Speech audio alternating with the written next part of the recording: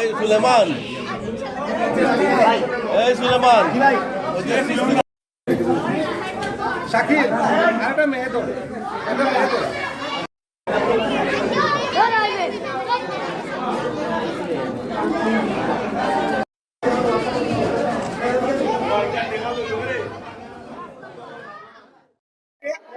আমি আসলে চিন্তা করছি আমরা সবসময় ভালো কাপড় কিনি, ভালো খাবার দাবার রেডি করি, কিন্তু আমরা এই পথ শিশুদের জন্য কোনো চিন্তা করি না। এই চিন্তা থেকেই আমার এই উদ্যোগ।